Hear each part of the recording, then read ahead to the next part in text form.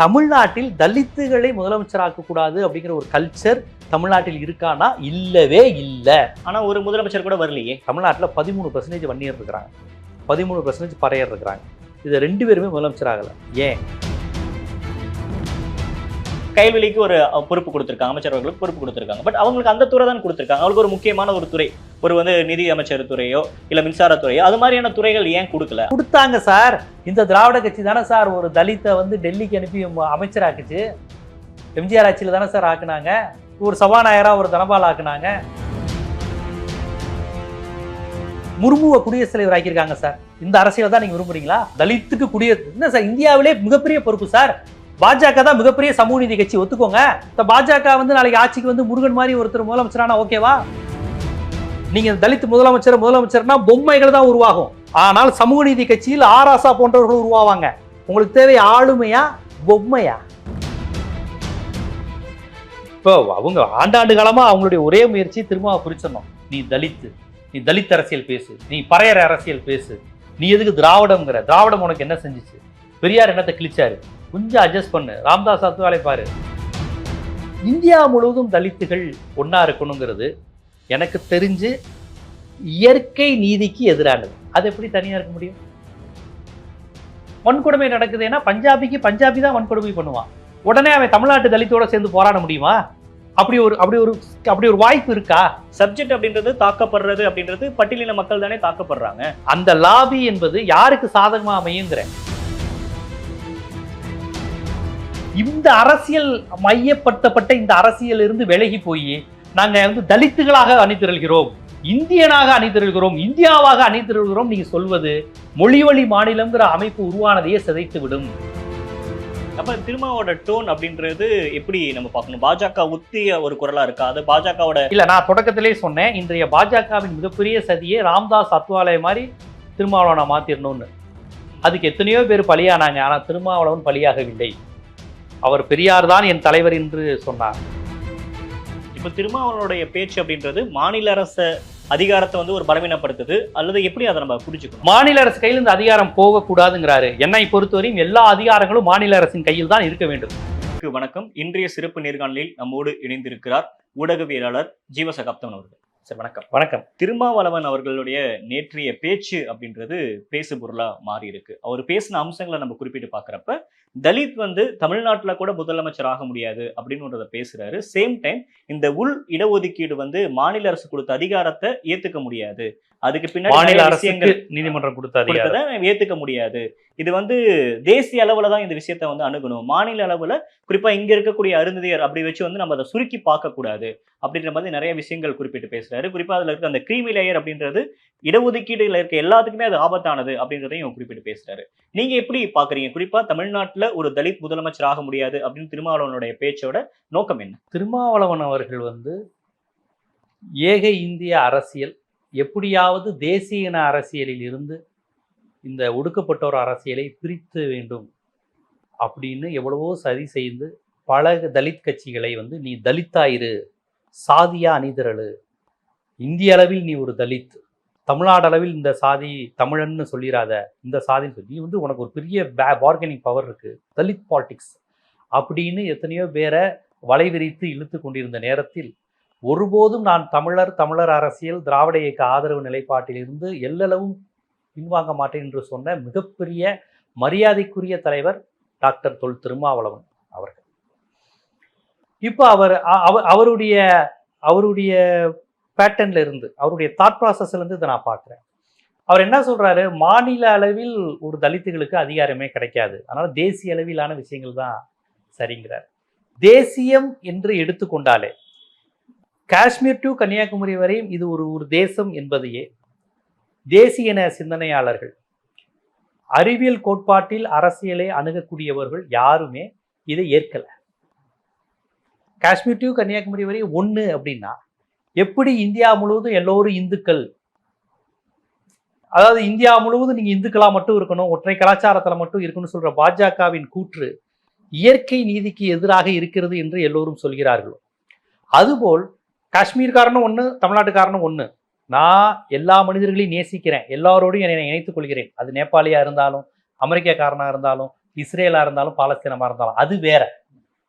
நானும் பிரதீப்பும் ஒண்ணுங்கிறது வேற. ஆனா நாங்க ஒன்னாதான் இருக்கணும் அப்படிங்கிற அவசியம் இல்லை.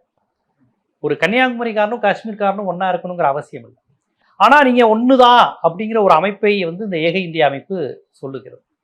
இது ஒரு கூட்டாட்சிக்கு எதிரானது. மாநிலங்கள் ஒன்று சேர்ந்து இந்தியாவில் ஒரு அமைப்பை ஏற்படுத்தியிருக்கு. India is not a nation, this is subcontinent. இது ஒரு துணைக்கண்டம். இதுதான் உண்மை. இது எல்லாருக்கும் தெரியும். அப்படி இருக்கும்போது தேசிய அளவில் தான் ஒரு விஷயம் வேணும் அப்படின்னு சொல்வது எனக்கு ஏற்புடையது அல்ல. எல்லா விஷயங்களும், அது நிதி பகிர்வா இருந்தாலும், தீண்டாமை, சாதி ஒழிப்பு விவகாரமா இருந்தாலும், மாநில அளவில் தான் அது இருக்க வேண்டும் என்பதுதான் என்னுடைய பார்வை, என்னுடைய இது. அதுதான் சரி, அதுதான் அமைப்பு. நீங்க தேசிய அளவில் அப்படின்னு மத்திய அரசு கையில் அதிகாரத்தை கொடுக்கறது அப்படிங்கிறது எனக்கு தெரிஞ்சு அது சிறுபான்மை விடுதலை, தலித் விடுதலை, தேசிய இனங்கள் பிரச்சனை அப்படின்னு மாநில உணர்வுன்னு எந்த அடிப்படையில் எடுத்துக்கொண்டாலும் இந்த தேசியம்ங்கிற கான்செப்ட் வந்துருச்சுன்னா அது ஒரு ஒற்றைத்தன்மை அமைப்புல போய் முடியும். அதனால் எந்த பலனும் பாதிக்கப்பட்டவர்களுக்கு, ஒடுக்கப்பட்டவர்களுக்கு வராது. அது ஒரு காணல் நீர், அது ஒரு மாய பிம்பம் மட்டுமே. இதுதான் என்னுடைய பார்வை. ஓவராலா இருக்கக்கூடிய தலித்துகள், எல்லா தலித்துகளும் ஒன்னா இருக்கணும், அப்பதான் நம்மளுக்கான ஒரு விஷயத்த நம்ம கேட்டு பெற முடியும் அப்படின்றதுக்காக அவர் தேசிய பார்வையில தான் இதை அணுகணும். இப்ப மாநிலத்துக்கான பிரச்சனைகள் வரப்ப நீங்க சொன்ன மாதிரி நிதி ஆகட்டும், இல்ல ஒவ்வொரு முறை ஆளுநர் பேசுனதாகட்டும், முதலாவதாக அறிக்கை கொடுக்கக்கூடியவர் திருமாவளவன் அவர்கள் தான். மாநில அரசு உரிமை எவ்வளவு முக்கியம் அப்படின்றத ரொம்ப ஸ்ட்ராங்கா அம்பேத்கர் பார்வையில அவர் அணுகிறாரு. ஆனா இந்த விஷயத்தை மட்டும் அவர் முரண்படுறாரு அப்படின்றப்ப அதை நம்ம தெளிவா பார்க்கலாம். யோகி ஆதித்யநாத் இதை எப்படி அணுகுவாரு அப்படின்ற ஒரு பார்வை இருக்கு. இப்ப தமிழ்நாட்டுடைய முதலமைச்சர் இங்க இடஒதுக்கீடு வேணும், சமூக நீதி வேணும் அப்படின்னு இங்க பேசுறாங்க. பட் சேம் டைம் அதை ஊபியில அப்படி எடுத்துக்குவாங்களா அப்படின்றத பார்க்க வேண்டியது இருக்கு இல்லையா? அதனால இப்ப திருமாவளவன் சொன்னதை நம்ம அப்படிதானே புரிஞ்சுக்கணும். இல்ல, அதற்குதான் சட்டம்னு ஒண்ணு இருக்கு. தனி நபர்களை மையப்படுத்தி பேச முடியாதுங்க. கலைஞர் நல்லவர், அதனால கலைஞர் இருக்கும்போது இதை நான் அனுமதிப்பேன். ஆனா பொதுவா அப்படி ஒரு சட்டம் இருக்கக்கூடாது. அப்படி அல்ல சட்டம். சட்டம், அம்பேத்கர் அதான சொன்னாரு, இந்த சட்டத்தை பயன்படுத்துறவன் யாரு அப்படிங்கிற ஒரு விஷயத்தையும் சொன்னார். அதே சமயம் இந்த சட்டம் தான் நம்மளை இன்னும் பாதுகாக்குது. இவ்வளவு அடக்குமுறைகளையும் நம்ம ஆர்டிகல் 19, ஆர்டிகல் 21, ஹேபியஸ் கார்பஸ் போன்ற மனித உரிமை சட்டங்கள் இதையெல்லாம் வச்சுதானே பேசுறோம். ஸோ சட்டங்கள் தான் நமக்கு அடிப்படையை தவிர அது எந்த முதலமைச்சர் எந்த கட்சி ஆளுதுங்கிறத பொறுத்து நம்ம மாத்திலாம் பேச முடியாது. சட்டம் எப்படிங்கிறது அடிப்படையில் சட்டம்ங்கிறது மாநில உரிமை சார்ந்துதான் இருக்கும். இந்தியா முழுவதும் தலித்துகள் ஒன்னா இருக்கணுங்கிறது எனக்கு தெரிஞ்சு இயற்கை நீதிக்கு எதிரானது. அது எப்படி தனியா இருக்க முடியும்? தமிழ்நாட்டுக்கு நிதி வேணுங்கிறத கோரிக்கைய திருமாவளவன் அவர்கள் கேட்கிறார் என்றால் அவர் அதை தலித்தா மட்டும் கேட்கல, தமிழனா தான் கேட்கிறார். ஏன்னா அது அவரையும் பாதிக்கக்கூடியது. தமிழ்நாட்டுக்கு நிதி என்பது பட்டியல் சமூகத்துக்கும் சேர்த்து தானே. முல்லை பெரியாறு அணை தனிங்கிறது யாருக்கு? கல்லர்களுக்கும் சேர்த்துதான், தேவேந்திரர்களுக்கும் சேர்த்துதான், உடையாருக்கும் சேர்த்துதான், செங்குந்தர்களுக்கும் சேர்த்துதானே. அப்ப இந்த இடத்தில் அவன் தமிழனாக இருப்பதுதான் இயற்கை நீதி. மலையாளி மலையாளியா இருக்கணும், தெலுங்கனா இருக்கணும், வங்காளியா இருக்கணும். மகாராஷ்டிராவில் உள்ள ஒரு மகர் சமூகம் மராத்தியர் தான். அவர் இங்கு உள்ள பறையரோடு அவர் எந்த உறவும் கிடையாது. அவரு, நான் தான் சொல்றேன், எல்லா மனிதர்களோடு எல்லாரும் பழகுங்க. ஆனா நாங்க தலித் என்ற அடிப்படையில் மகரும் பறையரும் ஒன்றுன்னு சொல்வதை நான் ஏற்க மறுக்கிறேன். அயோத்திதாசர் தாட்படி பறையரும் மகரும் ஒன்னா? நான் கேட்கிறேன். நீங்க பெரியாரு திராவிட கட்சியெல்லாம் விட்டுருங்க. அயோத்திதாசருடைய கருத்தியல் அடிப்படையில் மகாராஷ்டிராவில் பிறந்த மகரை அயோத்திதாசர் ஏத்துக்கிறாரா இங்க உள்ள பறையருடன்? இல்ல, என்ன லாஜிக் இருக்குன்னு கேட்கிறேன். இதுல மகருங்கிற ஒரு சமூகம், மகாராஷ்டிராவில் இருக்கக்கூடிய சமூகம், அங்குள்ள பிரச்சனையை அது மராத்திய அரசியலுடன் தான் பேச முடியும். என்ன நீங்க செய்ய போறீங்க? இந்த உள் ஒதுக்கீடு கொடுத்ததுலயே பின்னாடி பாஜகவோட சரி இருக்கு. இப்ப எக்ஸாம்பிள் எல்முருகன் அவர்கள் இது அருந்ததிக்கு 6% கொடுத்திருக்கணும் அப்படின்னு பேசுறது இருக்கீங்க. அருந்ததி அமைப்புகளே அந்த கோரிக்கை வைக்கிறாங்க. அது எப்பவுமே கொடுக்கும்போது கூட கேட்பாங்க, அது தனி அரசியல். நான் என்னுடைய கேள்வி, பஞ்சாபில் இருக்கக்கூடிய ஒரு பட்டியல் சமூக தோழனுக்கும் இங்க இருக்கக்கூடிய தேவேந்திர குல வேளாளருக்கும் என்ன சம்பந்தம்? இன்னும் சொல்ல போனா இங்க உள்ள தேவேந்திர குல வேளாளர்கள் நாங்க அருந்ததியரும் நாங்களும் ஒண்ணு இல்ல, ஆதி திராவிடர் எப்படி நாங்க ஏத்துக்க முடியும்? நாங்க தனி கூட்டம், நாங்க பட்டியலே வரமாட்டோம்லாம் பேசிட்டு இருக்காங்க. அதை நம்ம தனியா பேசினா அது இன்னும் தனி சப்ஜெக்ட். நானே கேட்கிறேன், பஞ்சாப்ல உள்ள பட்டியல் சமூக தோழனுடைய அடையாளம் பஞ்சாபி என்பதுதான். இதுதான் அடிப்படை அரசியல், இது இயற்கையான அரசியல். வன்கொடுமை நடக்குதுன்னா பஞ்சாபி தான் வன்கொடுமை பண்ணுவான். உடனே அவன் தமிழ்நாட்டு தலித்தோட சேர்ந்து போராட முடியுமா? அப்படி ஒரு வாய்ப்பு இருக்கா? பட் ஆனா எல்லா சீன்லையும் நீங்க எடுத்து பாத்தீங்க அப்படின்னா சப்ஜெக்ட் அப்படின்றது தாக்கப்படுறது அப்படின்றது பட்டியலின மக்கள் தானே தாக்கப்படுறாங்க. அப்ப அவங்களுக்கான அநீதிகள் தான் நடக்குது. அப்படி நீங்க சேர்ந்து என்ன லாபி பண்ண முடியுங்கிற அணுகணும். அந்த லாபி என்பது யாருக்கு சாதகமா அமையுங்கிற முதலில் நீங்க தலித்துகள்லாம் ஒண்ணுங்கிறீங்களே, அது மாநிலத்துக்குள்ளேயே சாத்தியப்படலைங்க. மாநிலத்துக்குள்ளேயே நீங்க சாதியா தான் இருக்கிறாங்க. நான் தப்பா சொல்லல. எல்லா சாதியினரும், கல்லர், மறவர், உடையார், கோனார் எல்லாருமே தனித்தனி சாதியா தான் இந்த அமைப்பு வாழுது. அதாவது எஸ்சிங்கிறது, இந்த பட்டியல் ஷெட்யூல்ங்கிறது செயற்கையா உருவானது தானுங்க. ஒரு ஒரு இவங்கெல்லாம் அன்டச்சபிலிட்டின்னு வகைப்படுத்தி உருவானது தான். அவன் இயல்பா பறையராக, சாம்பவராக, வள்ளுவராக, ஆதி திராவிடராக, தேவேந்திரராக, குடும்பராக, வாதிரியாக அவன் அப்படிதான் வாழ்றான். அருந்ததியராக, சக்கிலியராக, பகடையாக தனித்தனியா தான் வாழ்ந்துகிட்டு இருக்கிறான். நம்ம எஸ்சிங்கிற ஒரு பட்டியலை இவர்களை சேர்த்துக் கொள்கிறோம். புரியுதுங்களா? அதே போல பிசி, நாடார் தனி, கோனார் தனி, ரெண்டு பேரையும் பிசிங்கிறோம். அவங்க ரெண்டு பேரும் ஒன்னா? ரெண்டு பேருடைய வாழ்நிலை அமைப்பு ஒன்னா? கோனார் நாடார் பொண்ணு கொடுத்து பொண்ணு எடுக்கிறாங்களா? அவங்க பிசிங்கிற பட்டியல வர்றாங்க. அது மாதிரி எஸ்சிங்கிற பட்டியல அவங்க வர்றாங்க. இது மாதிரி இந்தியா முழுக்க பிசி பட்டியல், எஸ்சி பட்டியல் இருக்கு. அவங்களையெல்லாம் நீங்க பிசி எஸ்சின்னு ஒண்ணு சேர்த்துக்க முடியுமா? சேர்த்துக்க முடியாது. பிசி எஸ்சிங்கிறது வேலை வாய்ப்புக்காக, மத்திய அரசு பணிகளுக்காக நம்ம அங்க அதர் பேக்வர்ட்ஸ் போடுறோம், இங்க ஷெட்யூல் கேஸ்ட் போட்டு வாங்குறாங்க. நான் சொல்றது புரியுதுங்களா? இது முதல்ல ஒற்றுமைப்படுத்துகிற விஷயம் இல்லைங்கிறேன் நான். பாசிபிளே இல்லைன்றீங்க நடைமுறையில. எப்படிங்க இங்க உள்ள தேவேந்திர குல வேளாளர்கள், இங்க உள்ள மறவருக்கும் அவனுக்கும் தாங்க ஒற்றுமை அதிகம். இங்க உள்ள உடையாருக்கும் பறையருக்கும் தாங்க ஒற்றுமை அதிகம். ரெண்டு பேரும் வன்னியரும் பறையரும் தாங்க பார்க்க ஒரே மாதிரி இருப்பாங்க. நீங்க பறையரையும் ஒரு பீகார் மாநிலத்தில் உள்ள மீனான்னு ஒரு கம்யூனிட்டியும் ஒரே மாதிரி இருப்பாங்களா? இன்னும் சொல்லப்போனா இது மிகப்பெரிய ஆபத்து. தமிழ்நாட்டில் உள்ள பறையர்கள், பள்ளர்கள், அருந்ததிய மக்களுக்கு மிகப்பெரிய ஆபத்து. நீங்க தேசிய நீரோட்டத்தில் கலந்தீங்கன்னா தமிழ்நாட்டில் உள்ள பறையர்களுக்கு ஆபத்து. நான் ஆதாரத்தோட சொல்றேன். இதை யாராலையும் மறுக்க முடியாது. நான் ஆதாரத்தோட சொல்றேன். ரயில்வே பணியில் ஆல் இண்டியா கோட்டால எஸ்சிங்கிற பேர்ல பீகார் மாநிலத்தை சேர்ந்த அந்த மீனாங்கிற ஒரு முக்கியமான கம்யூனிட்டி, அந்த கம்யூனிட்டி பேர் சரியா தெரியல, ஏதோ எஸ்சி கம்யூனிட்டி, அந்த சமூகத்தை சேர்ந்தவங்க இந்திய தமிழ்நாட்டுக்குள்ள அதிகம் பண்றாங்க. இது யாருக்கு வர வேண்டியது? தேவேந்திர குல வேளாளர்களுக்கும், பறையர் சமுதாயத்தினருக்கும், அருந்ததிய மக்களுக்கும் வர வேண்டியது. இந்த மண்ணின் பூர்வீக குடி, பள்ளர், பறையர், அருந்ததியர் தமிழ்நாட்டில் இருக்கிறவன். அவனுக்கு வர வேண்டியதை நீங்க பேசுற தலித் அரசியல், ஏக இந்திய அரசியல்லாம் நீங்க சொல்றீங்கல்ல. பீகார்ல இருக்க மீனா கம்யூனிட்டிக்காக நான் பாடுபட்டு இருக்கேனா? அப்ப சின்னமனூர்ல இருக்க பள்ளர் யாரு? விழுப்புரத்துல அடி வாங்குற பறையர் யார்? அவனுக்கு தானே அந்த இது வேணும். நீங்க சொல்லக்கூடிய இந்த ஏக இந்திய அரசியல்ல இந்த ஆபத்து நடக்கும். இதை பிஜேபி விரும்பும். ஒருத்தன் தமிழ்நாட்டு தேவேந்திரர்னு சொல்றதை விட நானும் தலித்து அவனும் தலித்துங்குவான். இதுல யாரு பலன் பெறுவானா? வட இந்தியாவை சேர்ந்த தலித்துகள் பலன் பெறுவாங்க. தலித்துன்னு சொல்றதை விட வடவர்கள். ஏன்னா இந்தியாங்கிற அமைப்பு வடக்கு தெற்க அமுக்குது. தமிழனுக்கு எதிராக ஆரியம் இருக்கு. திராவிடத்தை அழிக்க ஆரியம் துடிச்சுக்கிட்டு இருக்கு. இந்த அரசியல் மையப்படுத்தப்பட்ட இந்த அரசியல் இருந்து விலகி போய் நாங்க தலித்துகளாக அணிதிரள்கிறோம், இந்தியனாக அணிதிரள்கிறோம், இந்தியாவாக அணிதிரள்கிறோம் நீங்க சொல்வது மொழிவழி மாநிலம்ங்கிற அமைப்பு உருவானதையே சிதைத்து விடும். நான் அடிப்படை சொல்றது புரியுதுங்களா? அவன் தேசிய இனத்தின் அடிப்படைக்குள்ள இருந்துதான் வர்க்க அரசியல், தேசிய சாதி அழிவுக்கு அரசியல் பேசுவது சரி. ஏன்னா இங்க இந்தியாங்கிற அமைப்பே உங்களுக்கு மொழிவழி உணர்வுக்கு எதிராக உருவாக்கி வச்சிருக்கிறாங்க இந்துத்துவ அமைப்புகள். மொழிவழி உணர்வு எப்ப சதையின் காத்துக்கிட்டு இருக்கு சனாதன சக்திகள். ஆகா, இவன் தமிழை இல்லைன்னு சொல்லிட்டான்டா, தமிழன் இல்லைன்னு சொல்லிட்டான்ல, அது போதும் காத்துக்கிட்டு இருக்கிறான். நம்ம மாநில உணர்வுக்கு இன்னைக்கு மெட்ரோல பூஜ்ஜியம்ங்க. மெட்ரோ, சென்னை மெட்ரோக்கு நிதி ஒதுக்கியிருக்காங்க தெரியுமா? பூஜ்ஜியம். டெல்லி மெட்ரோக்கு கோடி கணக்குல, சூரத் மெட்ரோக்கு கோடி கணக்குல, கர்நாடகா மெட்ரோக்கு கோடி கணக்குல ஒதுக்கிய இந்த ஒன்றிய அரசு, இந்த நிர்மலா சீதாராமன் அவர்கள் தமிழ்நாட்டுக்கு பூஜ்ஜியம். இந்த பூஜ்ஜியம்ங்கிறது தமிழ்நாட்டில் உள்ள தேவருக்கும் உடையாருக்கும் மட்டும்தான் பாதிப்பா? இங்க உள்ள தேவேந்தர்களுக்கு, ஆதி திராவிடர்கள்லாம் சென்னை மெட்ரோ பயன்படுத்துறது இல்லையா? சென்னைன்னு பார்க்கும்போது இங்க தேவர் சமூகத்தை விட கவுண்டரை விட அதிகமா இருக்கிறது பறையர்கள் தான் சென்னையில. அப்ப பறையர் சமுதாயத்துக்கு பாதிப்பு தானே? இப்படிதாங்க பார்க்கணும் நீங்க. சென்னையை வஞ்சிக்கும் மத்திய அரசு, இங்க தலித்துகள் பாதிக்கப்படுறான்ல, தமிழ்நாட்டு பறையர் பாதிக்கப்படுறான்ல. நான் தமிழ்நாட்டில் உள்ள பறையர்கள், பள்ளர்கள், அருந்ததியர்கள் தான் நான் மையப்படுத்தி நான் பேசுறேன் அரசியல்.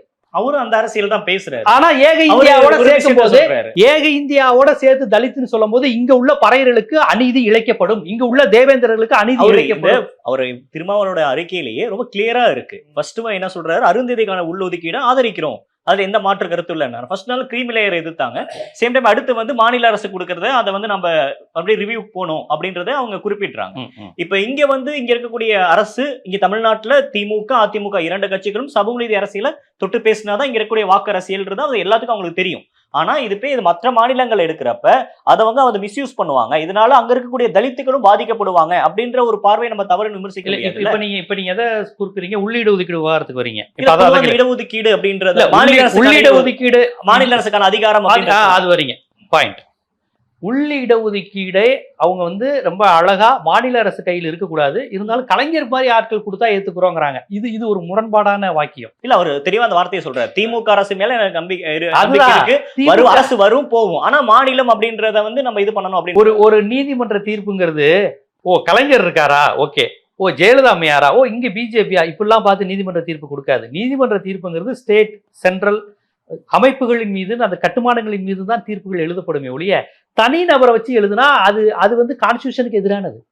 கான்ஸ்டியூஷன்ங்கிறது இவங்க நல்லவங்க, பிரதீப்பை நம்புறேன், ஜீவ சகாப்தனை நம்புறேன், அவர் தலித் மக்களுக்கும் தமிழர்களுக்கும் குரல் கொடுப்பாரு, பிரதீப் கொஞ்சம் இப்படி அப்படின்லாம் கணக்கு வராது. சட்டத்துக்கு தான் ஜீவா, சட்டத்துக்கு கட்டுப்பட்டு தான் பிரதீப், தனி மனிதர்களுக்காக சட்டம் கிடையாது. அதனால அது மாநிலத்தில் திமுக இருக்கு, அதிமுக இருக்கு, இவங்களை நம்புறோம் அவங்கள நம்புறோம்லாம் வேணாங்க. இது வந்து முரண்பாடானது. சட்ட நுணுக்கம் நம்மளை விட அதிகம் தெரிந்தவர் அண்ணன் எழுச்சி தமிழர் திருமாவளவன் அவர்கள். அவருக்கு இதெல்லாம் தெரியும். இப்ப அவங்களுடைய பாயிண்ட் என்ன, உள்ளிடஒதுக்கீடு எதிர்க்கிறாங்க. ஓப்பனா சொல்லுங்க. அதான் மாநில அரசுக்கான அதிகாரம் இருக்கிறது. அதுதான் மாநில அரசுகிட்ட அதிகாரம் இருக்கிறது எதிர்க்கிறாங்க. மாநில அரசு தீர்மானிக்கிறது எதிர்க்கிறாங்க. இது அகைன் ஒரு தேசிய தன்மையில தான் அவங்க ஆதரிக்கிறாங்க. ஒரு தேசிய தன்மையில போய் கொடுக்கணும் அப்படிங்கிறாங்க. அதாவது டெல்லி கையில அதிகாரம் இருந்தா நல்லா இருக்கும், ஆனா தமிழ்நாட்டு கையில கொடுத்துறாதீங்க, ஆந்திரா கையில கொடுத்துறாதீங்க, மகாராஷ்டிரா கையில கொடுத்துறாதீங்கிறாங்க. அகைன் இதையும் நான் எப்படி பாக்குறேன்னா, ஸ்பிளிட் பண்ணுன்றாங்க. அங்க இருக்கக்கூடிய ஜாதிகளை ஸ்பிளிட் பண்ணி அந்த ஜாதியை உதைக்கும்ன்றாங்க. ஜாதியில எப்படி ஸ்பிளிட் பண்ணும்? பறையர் தனி ஜாதி, தேவேந்திரகுலர் தனி ஜாதி, அருந்ததியர் தனி ஜாதி. அந்த அருந்ததியருக்குள்ளேயே 7 பிரிவு இருக்கு. பறையர்லயே வள்ளுவர் சாம்பாது சொல்றாங்க. 3 தனித்தனி சாதிகளாக. இன்னும் சொல்ல போனா ஆதி திராவிடர்கள் பறையர்கள் சொல்றது என்னங்கன்னா, அருந்ததியர்கள் தெலுங்கெல்லாம் பேசுறாங்க, கன்னடம் பேசுறவங்க எல்லாம் இருக்கிறாங்க அப்படிங்கிறாங்க. அது தனி அரசியல். அப்படி இருக்கும்போது வாழ்வியலும் வாழும் முறையுமே 3 பேருக்கு வேறையா இருக்கு. தேவேந்திர குல வேளாளர்கள் தொடக்கத்திலிருந்தே நாங்க வந்து லேண்டு நிலம் உடையவர்கள் அப்படின்னு பேசக்கூடியவங்க. ஆதி திராவிடர்கள் நாங்க ஒரு இன்டெலெக்சுவல் அறிவு கொத்து சமூகம், ஒரு அறிவுசார் சமூகம். ஐத்துதாச பண்டிதராக இருக்கட்டும், அதுக்கு முன்னாடியா இருக்கட்டும், பறைய என்றாலே மீடியா பீப்புள்னு அர்த்தம். இன்னைக்கு ஊடகவியலாளர்கள்னாலே பறையர்னு அர்த்தம். பறையர்னா வேற ஒன்றும் இல்லை, மீடியா பீப்புள்னு அர்த்தம். மெசேஞ்சர். அன்னைக்கு அரசு கிட்ட படிச்சவனா இருந்தவன் பறையர், படிச்சவன் தான் பறையரா இருந்திருக்கிறான். அதனாலதான் அவன் வந்து செய்தியை போய் எழுதி படிச்சு மக்கள்கிட்ட செய்தியை சொல்றாங்க. மீடியாக்காரங்க இந்த மாதிரி டிபேட் செய்திகளுக்காக பிரதீப் அப்படின்னு சொல்றாங்கல்ல, அதுதான் பறையர்கள்ங்கிறாங்க. பறையர் என்றால் படிக்கிறவன், எழுதுறவன், அந்த காலத்திலே எழுத படிக்க தெரிஞ்சவன், அரசு தரக்கூடிய செய்திகளை மீடியா வந்து கவர்மெண்ட் அரசு குறிப்பை வந்து வெளியிடுதுல, அந்த வேலையை பார்த்தவன் பறையர். பறையர் என்றாலே படிப்பவர்கள், வானியல் ஜோதிடம் தெரிந்தவர்கள், வள்ளுவர் அப்படிங்கிற மாதிரி பறையர் சமுதாயத்துக்கு ஒரு வரலாறு இருக்குங்கிறாங்க. இன்னும் சொல்ல போனா தொல்காப்பியத்துல, சங்க இலக்கியத்துல பறையர் பாணன் துடியன் தவிர்த்து வேறு குடி தமிழ் குடி அல்லவேங்கிறாங்க. அப்படி பார்த்தா பறையர் சமுதாயத்திலிருந்து தான் தமிழ் சமூகத்தினுடைய பிற குடிகள் வந்தது அப்படின்னு சொல்றாங்க. பறையர் சமூகம் குறித்து ஒரு வரலாறு உண்டு. இன்னொன்னு சொல்லுவாங்க, பாப்பானுக்கு மூத்தோன் பறையன் கேட்பாரற்று கீழ்ஜாதி ஆனான் அப்படின்னு. அதாவது பார்ப்பனர்கள் எங்க படையெடுத்து வந்தாங்களோ ஆரியர்கள், அப்ப பறையர்களுடைய அறிவை பார்த்து அவங்கள அடக்கி உடக்கி கோவில்ல பறையர்கள் இருந்தாங்க, வானியல் கடிதத்துல பறையர்கள் இருந்தாங்க. இன்னைக்கு பார்ப்பனர்களுக்கு கொடுக்கக்கூடிய முக்கியத்துவம் எல்லாம் பறையர்களிடம் இருந்தது. பறையரை வச்சுதான் கல்யாணம், இந்த மாதிரிலாம் சூழல் இருந்தது கோவில்ல எல்லாத்தையும். இன்னைக்கு கோவில் முக்கியத்துவமான இடங்கள்ல இருந்து பறையர்கள் தீண்டப்படவர்களாக்கிட்டாங்க. இது காரணம், பார்ப்பனர்கள் பறையர்களுடைய இடத்தை பிடிச்சிட்டாங்க. அப்போ பறையர்கள் வந்து அந்த அளவுக்கு இருந்தவங்க. இதெல்லாம் பழமொழிகளாக இருக்கு. ஸோ இது பறையர்களுக்கான வரலாறு. அருந்ததியர்கள் அவங்களுக்கான வரலாறு என்ன சொல்றாங்க? சில பேர் அவங்க தமிழ்நாட்டில் இருந்து ஆந்திரா தெலுங்கு பிரிஞ்சு போனதுக்கு அப்புறம் அங்க போனவங்கிறாங்க. சில பேர் அங்க இருந்து வந்தவங்க, நாங்க தெலுங்கு பேசுறோம் இப்போ தமிழ்னு, அதுக்கு தனித்தனி வரலாறு சொல்றாங்க. அதியமான் மன்னனுடைய பரம்பரை தான் நாங்கங்கிறாங்க. சில கடவுள் நம்பிக்கை உள்ளவங்க என்ன சொல்றாங்க, அருந்ததி நட்சத்திரம், அருந்ததி நட்சத்திரத்திலிருந்து பிறந்தவர்கள் அருந்ததியர்கள், வசிஷ்ட முனிவர் பரம்பரை. வேணா இதையே சொல்ல வரேன்னா, ஒவ்வொரு சமூகத்துக்கும் தனித்தனி வரலாறு சொல்றாங்க. இது 3 ஒண்ணும் கிடையாதுங்கிறாங்க. நாம் சாதி அடிப்படையில் மக்களை பிரிக்கல, ஆனா சாதிங்கிற அமைப்புக்குள்ள இப்படி இருக்கும்போது ஒவ்வொன்றும் தனித்தனி வரலாறு சொல்லக்கூடிய அமைப்புல இருக்கு. இதுல யார் வந்து பிரிக்க போறா? இவங்களுக்கு இடஒதுக்கீடு கொடுக்கும்போது ஒருத்தனுக்கு வந்து அவன் வாழ்ந்துகின்ற வாழ்க்கை அடிப்படையில் அவனுக்கு இடஒதுக்கீடு சலுகை வேணும், உரிமை வேணும்னு கொடுக்கும்போது ஐயோ எங்களை பிரிக்கிறீங்கன்னு சொன்னா, பூனா ஒப்பந்தத்துல பட்டியல் சமூகத்தினருக்கு தனி இரட்டை வாக்குரிமை வேணும்னு அம்பேத்கர் கேட்கும்போது காந்தி இதைத்தான் சொன்னார். ஐயோ இந்து மதத்தை பிரிக்கிறீங்களே, நாங்க ஒண்ணுமண்ணா இருந்தோமே, எங்களை பிரிக்க பாக்குறீங்களே, இந்த தலித்துகளுக்கு பட்டியல் சமூகத்தினருக்கு தனியா இடஒதுக்கீடு கொடுத்துட்டா இந்து மதம் பிரிஞ்சிருமே, வகுப்புவாதம் தூண்டி விடுறீங்களேன்னு அம்பேத்கரை பார்த்து காந்தியவாதிகள், காங்கிரஸ்காரர்கள், அன்றைய சனாதனிகள் திட்டினாங்க. பெரியார் ஒருத்தர் தான் சொன்னார் அம்பேத்கர்ட்ட, விட்டு தராத, காந்தி உண்ணாவிரதம் இருந்தா இருக்கட்டும். அப்ப அன்று காந்தி சொன்ன அதே வார்த்தையை இன்னைக்கு நீங்க சொல்றீங்க.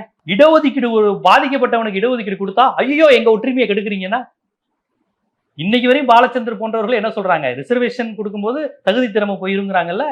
சங்கர் படங்கள்லாம் இடஒதுக்கினாலதான் தகுதி திறமை போகுதுன்னு. இப்ப அருந்தைகளுக்கு உள்ளிடஒதுக்கீடு கொடுத்தா, மாநில அரசு கொடுத்தா, ஐயோ நாங்களாம் என்னங்க பல்லுபறையர் அருந்தையெல்லாம் ஒண்ணு மண்ணா வாழ்ந்துகிட்டு இருக்கோம், இப்ப தனியா எங்களுக்கு பிரிச்சு கொடுத்தது மூலமாக அவங்கள நாங்க ஒடுக்க போறோம், இல்ல அவங்க எங்கள்ட்ட இருந்து பிரிஞ்சிருவாங்கன்னு சொன்னா இது எப்படி ஏற்புடைய வாதம்? இப்ப திருமாவளவனுடைய பேச்சு அப்படின்றது மாநில அரசு அதிகாரத்தை வந்து ஒரு பலவீனப்படுத்துது, அல்லது எப்படி அதை நம்ம புரிஞ்சுக்கணும்? மாநில அரசு கையில் இந்த அதிகாரம் போகக்கூடாதுங்கிறாரு. என்னை பொறுத்தவரையும் எல்லா அதிகாரங்களும் மாநில அரசின் கையில் தான் இருக்க வேண்டும்.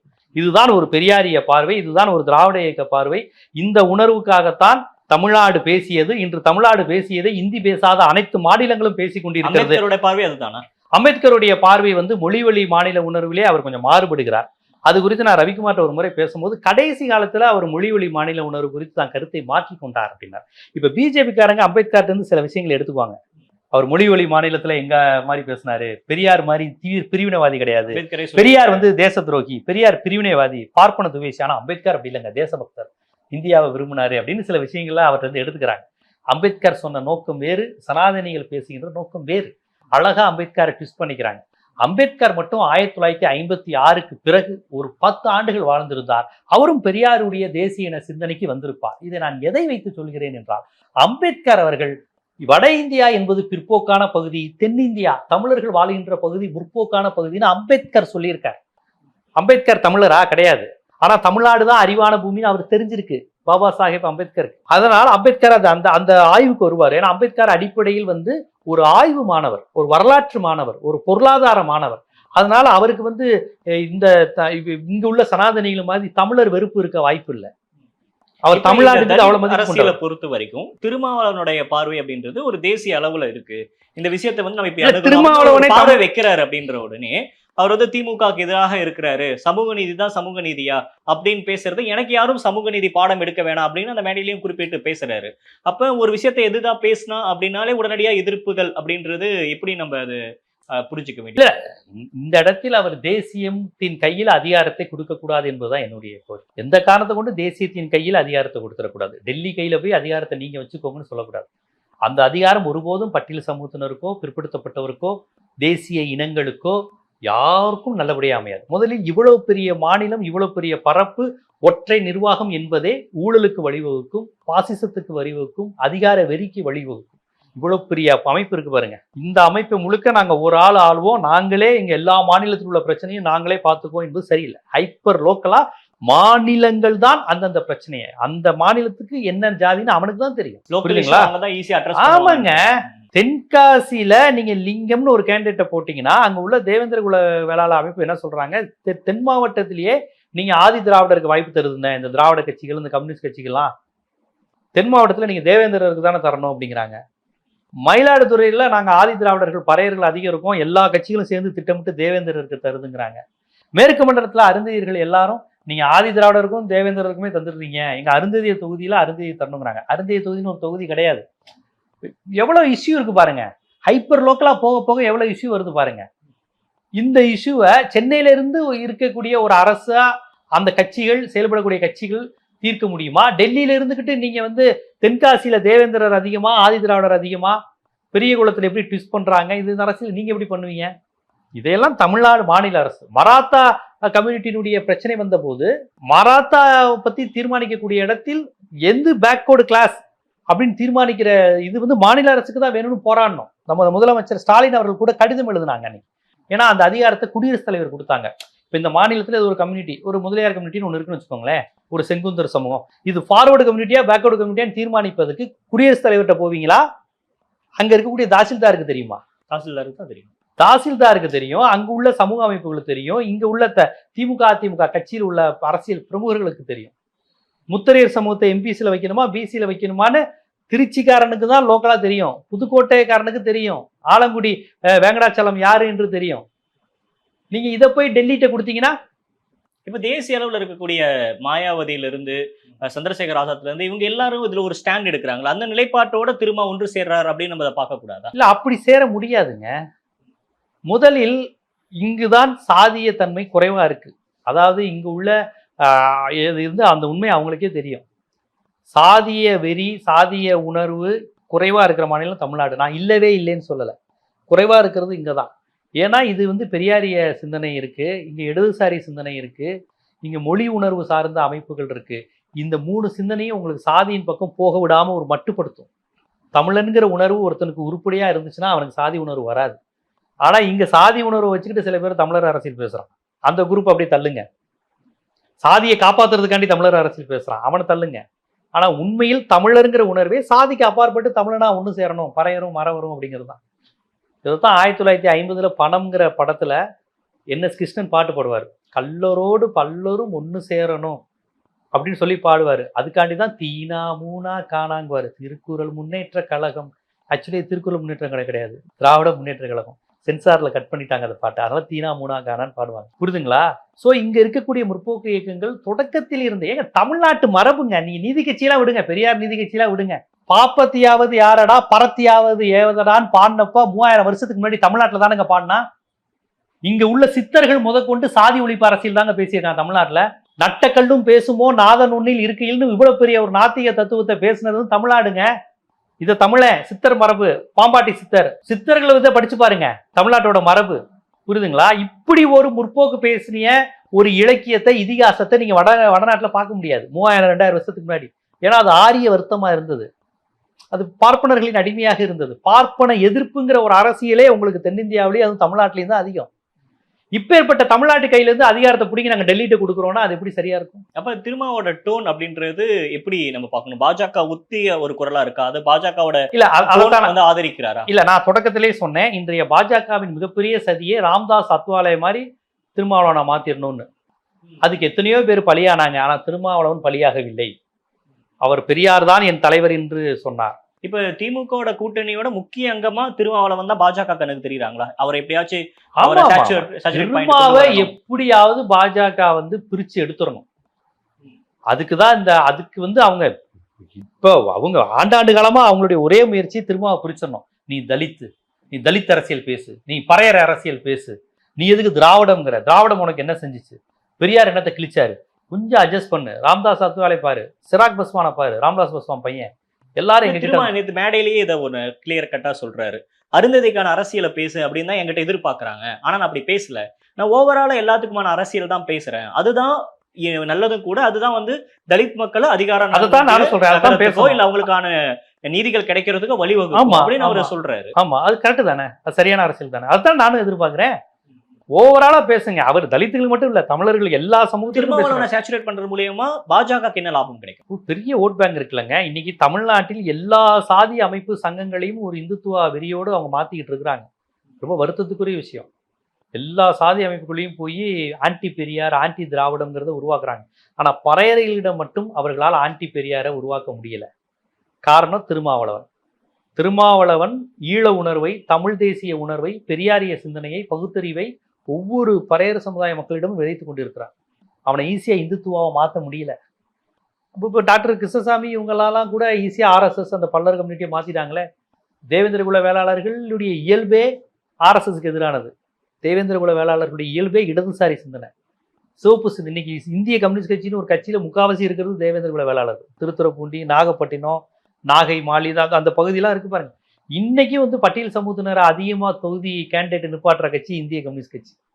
ஸோ அப்பேற்பட்ட கட்சி சமூகம் வந்து தேவேந்திர குல வேளாளர்கள். அவங்கள ஃபுல்லா இன்னைக்கு பெருமிதம் பேச வச்சு பட்டியலேருந்து வெளியேற்ற அது இதுன்னு ஆண்ட பரம்பரைன்னு பேசி அவங்கள பெரியாருக்கு எதிராக, திராவிடத்துக்கு எதிராக நிறுத்திட்டாங்க.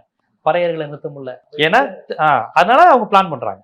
இந்த ஒரு முடிவை வந்து திருமாவளவன் கொஞ்சம் கேர்ஃபுல்லா அணுகி இருக்கணும், அல்லது இந்த நிலைப்பாடு கொஞ்சம் அவர் மாத்தி யோசிச்சிருக்கணும் அப்படின்னு அவருக்கு அறிவுரை சொல்ற அளவுக்கு நம்ம பெரியாட்கள்லாம் கிடையாது. அவர் வந்து இந்த விஷயத்துல அப்படி ஒரு கருத்தை பதிவு செய்கிறார். எனக்கு என்னன்னா அவருடைய கொள்கைக்கு இது முரண்.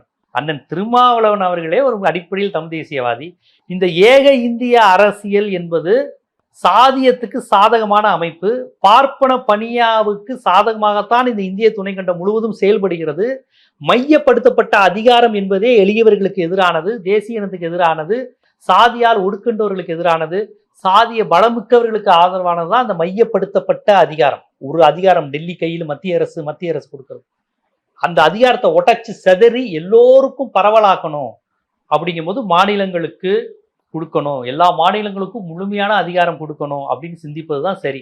அந்த அரசியல், அந்த கூட்டாட்சி தத்துவம், அந்த மாநில சுயாட்சி தெரிந்தவர் தான் அண்ணன் திருமாவளவன். ஆனால் அவர் இப்படி பேசியிருப்பது அவர் பேசின கொள்கைக்கு முரணானது. இதெல்லாம் வேற யாரோ பேசல, அவரே ஒரு அடிப்படையில் தமிழ் தேசியவாதி. இந்த இந்துத்துவத்தினுடைய எல்லா வன்மமும் சதியும் தெரிந்த ஒரு தலைவர். அதனால அவர் கொண்ட கொள்கைக்கு தான் அதை இது பார்க்குறேன். திருமாவளி இந்த பேச்சு அப்படின்றது மாநில சுயாட்சி பேசக்கூடிய திமுகக்கு இது எது மாதிரியான நெருடலை கொடுக்கும்? இது அடுத்த கட்டத்துக்கு நகராதுங்கிறது தான் என்னுடைய கருத்து. அருந்ததில் உள்ளீடு ஒதுக்கீடு ஆதரிக்கிறேன், ஆனால் மாநிலத்தின் கையில் அதிகாரம் இருக்கக்கூடாதுன்னு சொல்லும் போதே அதுவே முரண்பாடு. அதனால் நகராது.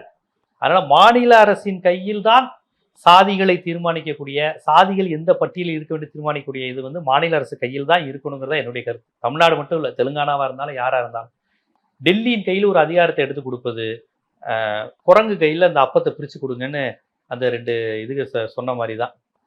2 பறவைகளாக ஏதோ ஒன்று குரங்கு கையில் அப்பத்தை பிரித்து கொடுத்தானே அது எடுத்துக்கிட்டு போயிடுச்சுல, அது மாதிரியான சூழல் தான் வரும். ஆகவே ஒடுக்கப்பட்ட சாதியோ பிற்படுத்தப்பட்ட சாதியோ தெலுங்கனாவும் தமிழனாவும் குஜராத்தியாவும் பெங்காலியாவும் இருப்பது தான் இயற்கை நீதி. அதை உடைச்சி எப்படியாவது அதிகாரத்தை சுவைக்கணுங்கிறது தான் மையப்படுத்தப்பட்ட அதிகாரம். அதெல்லாம் அதுக்கு நம்ம பலியாகிவிடக்கூடாதுன்னு தான் என்னோட பார்வை. ஒரு தலித் வந்து ஒரு முதலமைச்சரே ஆக முடியாது அப்படின்னு அவர் குறிப்பிட்டு பேசுறாருல்ல, அப்ப அந்த கேள்வி அவர் யாரை நோக்கி கேட்கிறாரு? இங்க இருக்க அதிகாரத்தை நோக்கி கேட்கிறாரா, இல்ல பொதுவாகவே இந்த சமூகத்தில் இருக்கக்கூடிய எல்லாருக்கும் நோக்கி அந்த கேள்விகள்? இல்ல, இப்ப தமிழ்நாட்டினுடைய ஓட்டிங் பேட்டர்ன் என்பது வேற, பொலிட்டிக்கல் கல்ச்சர் என்பது வேற, ஓட்டிங் பிஹேவியர் என்பது வேற, இந்த சாயிலோட கல்ச்சர் என்பது வேற. சாயில் கல்ச்சரை அப்படியே ஓட்டிங் பேட்டர்னுக்கு நீங்க பொருத்தி பார்க்க கூடாது. புரியுதுங்களா?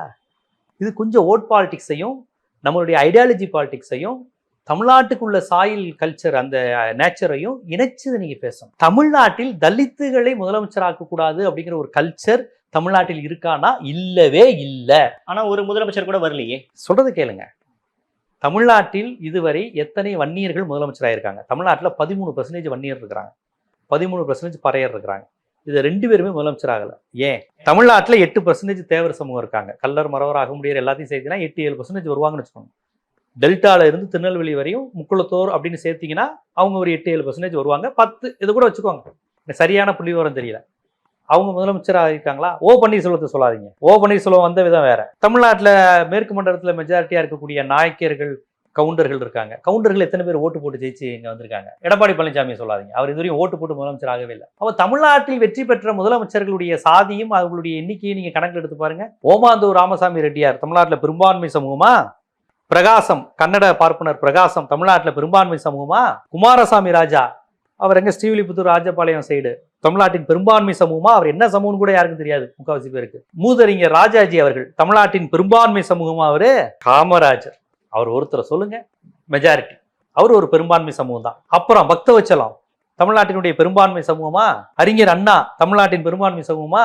செங்குந்த முதலியார் தமிழ்நாட்டில் மெஜாரிட்டியா? அடுத்து வந்த கலைஞர் கருணாநிதி மைக்ரோஸ்கோபிக் கம்யூனிட்டி, மிக சிறுபான்மை. அடுத்து வந்த எம்ஜிஆர் தமிழ்நாட்டில் அவர் ஜாதியே கிடையாது. அடுத்து வந்த ஜெயலலிதா அவங்க ஜாதியே தமிழ்நாட்டில் கிடையாது. கன்னடத்து பார்ப்பனர் எத்தனை பேர் இருக்காங்க தமிழ்நாட்டில்? அப்படியே குமிஞ்சு கிடக்குறாங்களா என்ன? அடுத்து யார்? இப்போ வந்து மு க ஸ்டாலின் கலைஞருடைய மகன். இப்போ சொல்லுங்க, எத்தனை மெஜாரிட்டி கேஸ்ட் தமிழ்நாட்டில் முதலமைச்சராக இருந்திருக்காங்க? Paraiyar majority caste, Vanniyar majority caste. Majority caste ஆனால் பறையர் ஏன் வரல, பல்லர் ஏன் வரல நீங்க கேட்குறீங்க. எத்தனை மெஜாரிட்டி கேஸ்ட் வந்திருக்கு, இந்த மெஜாரிட்டி கேஸ்ட் வரல? இப்போ நான் அந்த பேச்சோட இன்னொரு இதை நான் கேட்குறேன். இப்போ தலித் அவர்களுக்கு இருக்கக்கூடியவங்களுக்கு ஒரு பெரிய அதிகாரத்துல வந்திருக்காங்களா?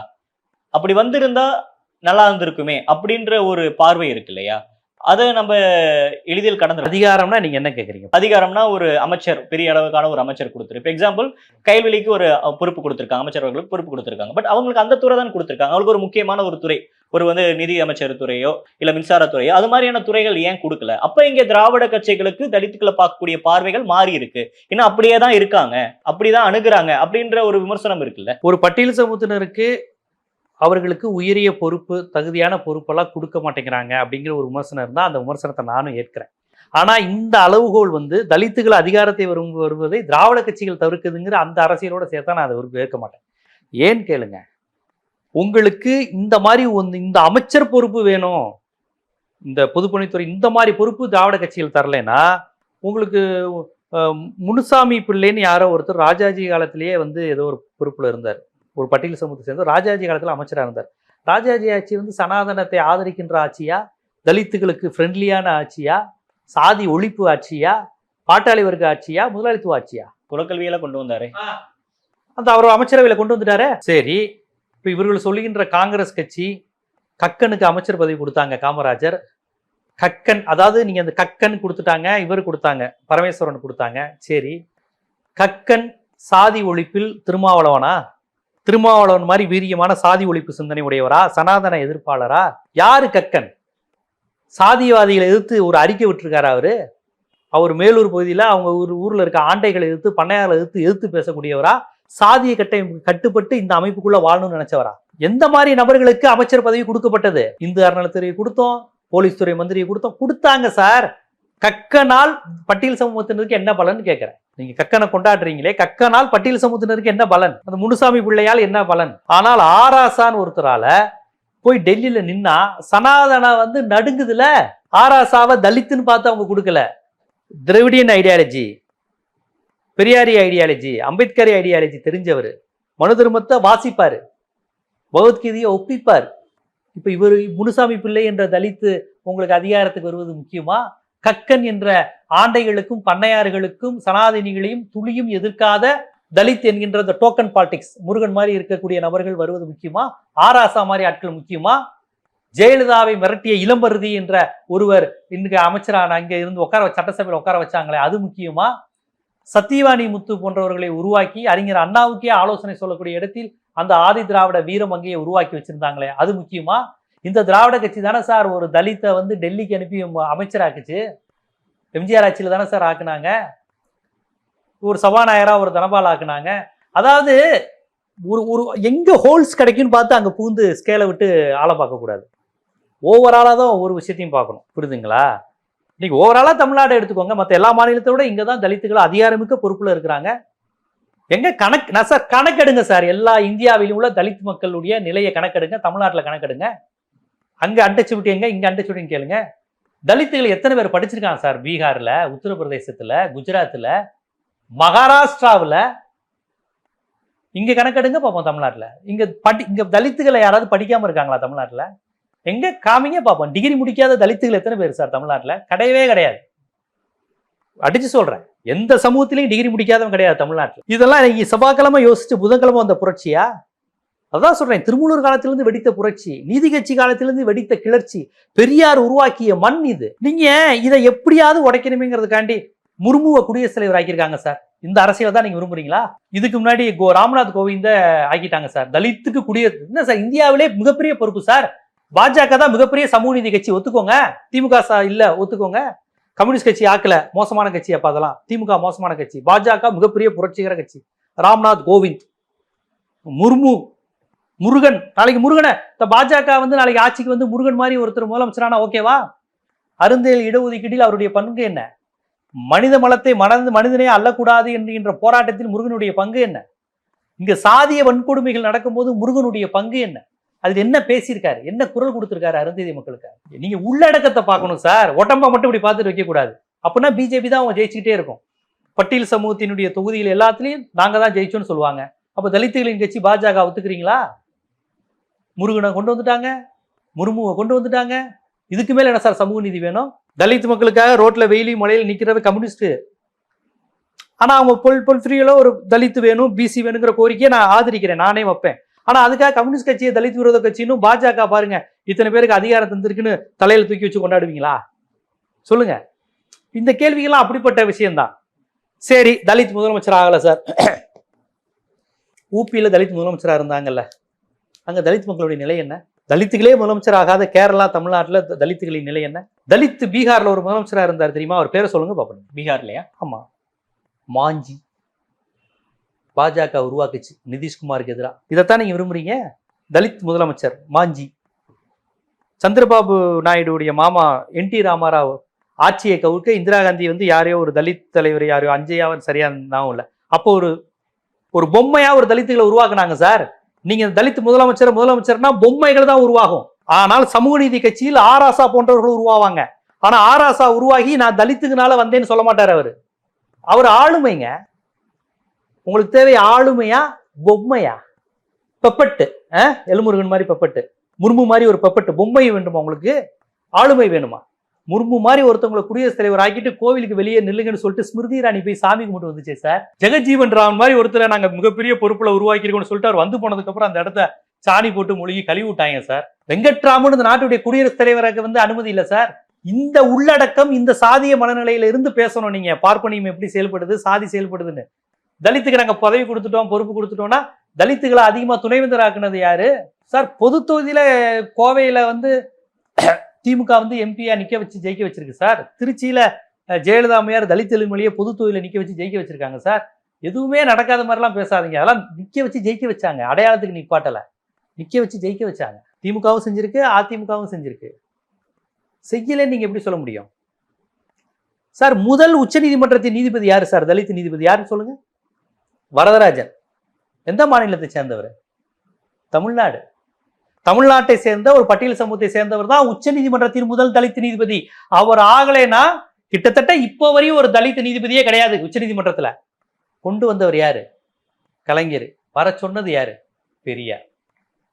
1972 பெரியார் கேட்கிறாரு, என்னையா என்னுடைய ஆட்சி நடக்குதுன்னு சொல்ற, பெரியார் ஆட்சிங்கிற?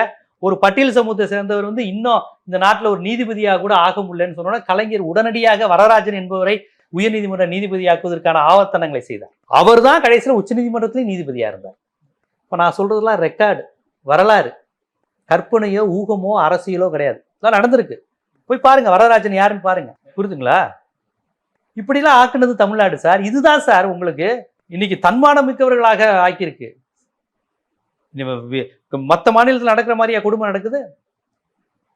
ஏன் தலித்து முதலமைச்சர் ஆகலன்னா, நான் கேட்ட மாதிரி இங்க இருக்கக்கூடிய எந்த தமிழ்நாட்டில் பெரும்பான்மை சாதியே முதலமைச்சர் ஆக முடியாதுங்க.